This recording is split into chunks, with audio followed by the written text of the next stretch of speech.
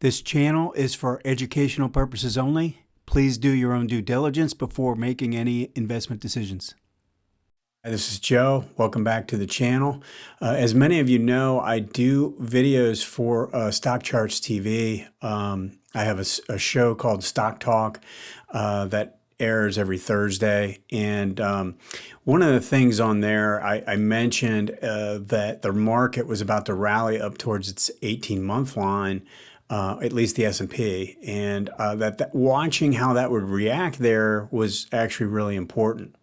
What was interesting was some of the comments that I got back, one in particular where the guy basically said, I don't see any reason why anyone would use an 18-month moving average. I don't see the value in it. So I thought I'd give a little bit of history in the reasoning why I think the monthly chart is so important. When I first started working with institutional money managers back in the 1990s, I used a daily chart with a 20, 50, and 200 day. And that's still pretty popular out there. I think a lot of people still use that.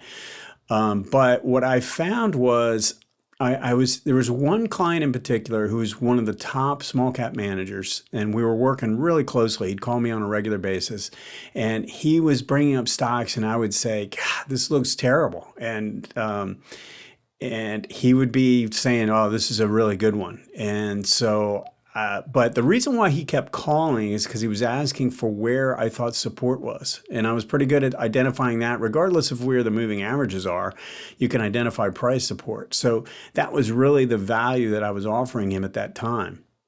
What happened, though, over time, this kept on happening. And I also noticed that he was one of the top performing small cap guys. So it's not like here's some dumb guy that keeps asking me questions about stocks that look terrible on a technical basis.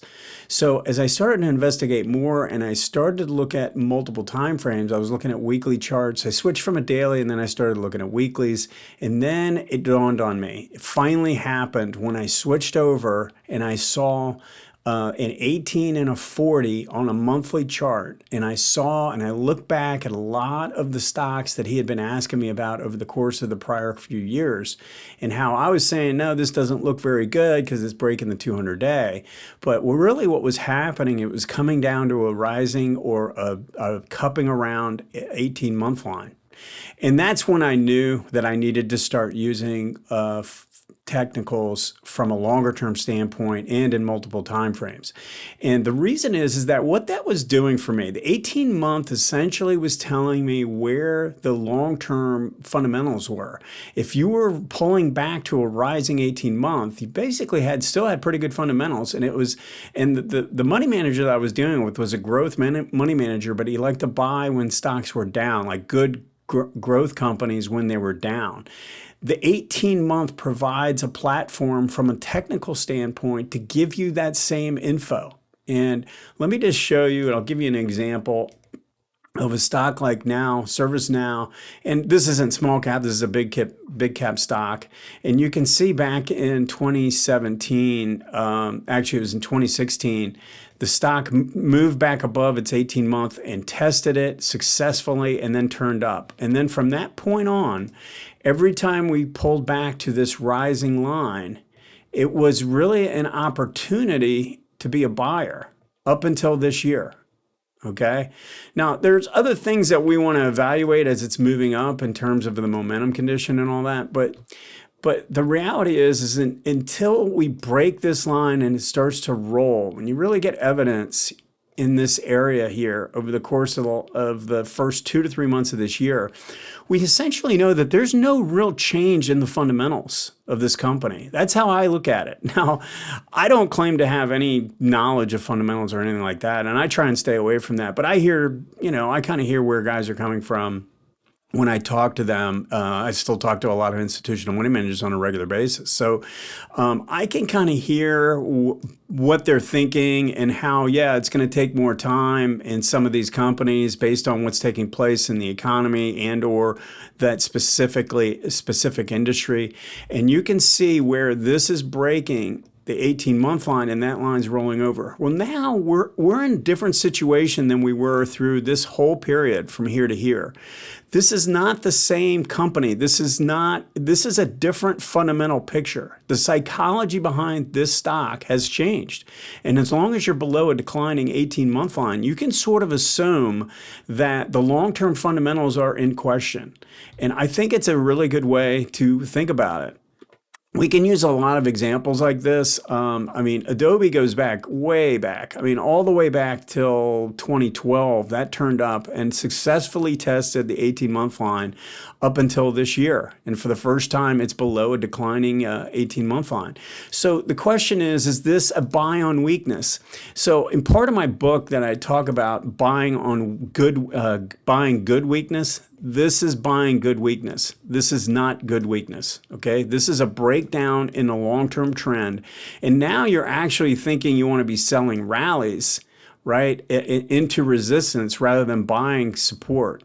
So I want you to think this way. These pullbacks to a rising 18-month line tend to be really great opportunities, and they're basically telling you, hey, this company's fine. The long-term picture on this company is fine, and probably the fundamentals are fine too.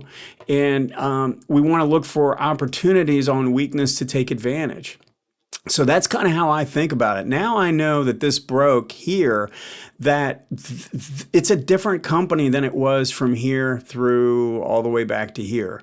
Okay, this is just a different company. Something has changed in the economy. Something has changed in this industry. Something has changed in the technology sector. I don't know. I don't need to know. What I do know is that this is not the same opportunity. This is not a buy on weakness. Unless you're a trader and you want to get in and out and really trade, you got to be very careful about stocks like this. So we've got a lot of stocks kind of meeting this criteria right now. And then I want to prove to you that this is not a end all be all. It doesn't necessarily mean that you're going to have this indicator that you can use that says, you know what, when this breaks, it's going down for the next 3 years. And when it goes up, it's going up for the next 10. It doesn't work like that. But we want to keep an eye out for when a stock is above a rising line and when it's below a declining line. And I think that gives you a really nice distinction, because the best money is going to be made when you're above a rising 18-month and you're above a rising 18-week. That's where you're going to make the most money in any single stock that you're looking to trade. Even if you're looking to trade, like swing trade, you're still going to be beneficial having the weekly line and the monthly line lined up and moving up underneath you. That is essentially what I try and do in my reports to subscribers each week. I send out Wednesday, I give a pretty thorough analysis of all the different sectors and the individual stocks in those sectors that have quality patterns. So I'm looking for that. I'm also looking at the momentum conditions that tells me that there's some real potential there. And, in a stock like this, it's just not going to meet my potential. It's not something, it doesn't mean you can't make money trying to trade it, but it's not something that you're going to make big money in my opinion, especially if you want to be in it over the course of the next 6 to 12 months. So I like having stocks with the wind at their back. Even if I'm going to be a swing trader, I want to have the wind at my back based on the monthly and the weekly. So you want to keep an eye on this. You want to recognize any stock that's been above a rising 18-month for a period of time and is now in question. See, this one's more in question because it's a flat moving average. It does have some price support. So the question is this a pause in an ongoing trend that is going to reemerge to the upside, or is it going to take out these lows and be a long-term bearish trend? I mean, I don't know the answer, but what I do know is that this is not the same company that it was pretty much through this whole period. Once it got above in 2017, the 18-month never rolled over here.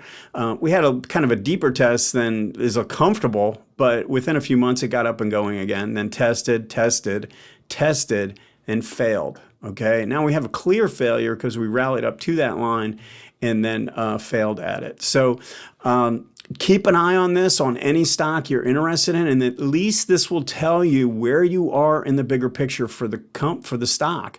Now, if we pull up the overall market, we've had a very strong period since 2010, and rising line, flat but never rolled over and failed at it. So we've never failed at this line. This is the first time we're failing at this line, and now it's starting to roll over. Now that we got a new month in place, it's starting to flatten out.